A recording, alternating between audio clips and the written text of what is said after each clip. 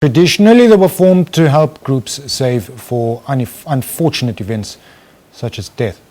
But now they come in different forms for different purposes, such as saving for holidays, for bulk groceries, and even for investments.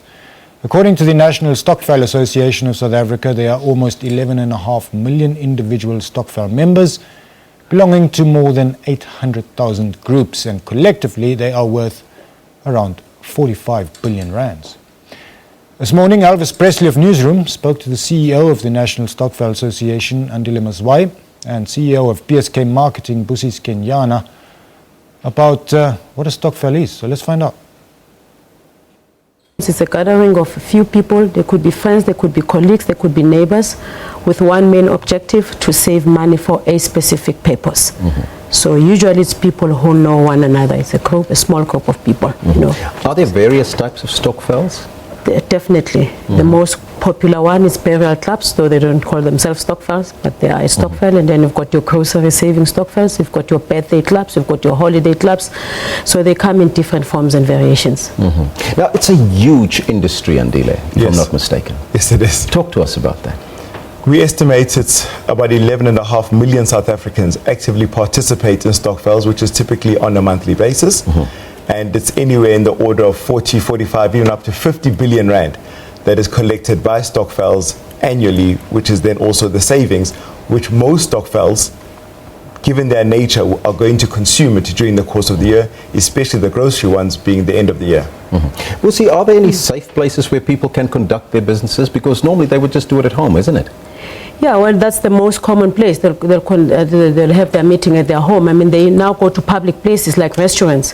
But the worst one that I've seen, they even hold their meetings in a park, under a tree, you know. Yeah, so there's a lot of risk involved in terms of how they meet, how they collect money, and there's a lot of cash that floats around. Now, with that type of cash floating around, there's obviously the dangers, Andile. Yes. Talk to us about those dangers and what has happened recently. Well, typically, go back many, many years, the way in which you would collect money was via cash. If you go back 100 years, it was very convenient to have cash rather than bringing some sort of proxy for cash. We find that Stokvel members, out of habit, still like to carry cash, but also there is a problem. Although we have a fantastic banking industry, the problem of fees really gets in the way because it begins to erode trust. If we are 5 and I'm the treasurer and I collect money from all of us, I should show my group that I've got 5,000.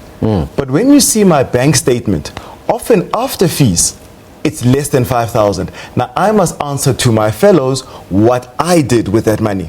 So although it seems like a small issue, it becomes a big issue, and groups rather say to themselves, we'd rather keep the cash. In that way, I don't need to explain why it is that our money was eaten somewhere along the way. And when we talk about cash, this is cash money being on that particular day, in that particular venue, being spread around. Isn't that a danger? It is, of course, a danger, because there's also what you call insider information. I mean, we've heard of Stokvels that have been robbed of enormous amounts of money because thought is pounced on them, you know, after collecting that money. So that is why I strongly feel that education is quite key to actually, you know, mitigate, you know, this kind of risk that Stokvels are facing.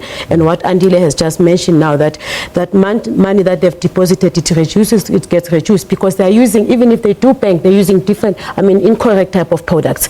They just park their money in an account, an inappropriate account that is not yielding at least a better interest. So that's one of the problems. So education is key to actually minimize some of these problems. And of course, as the year comes to end and many Stokvels receive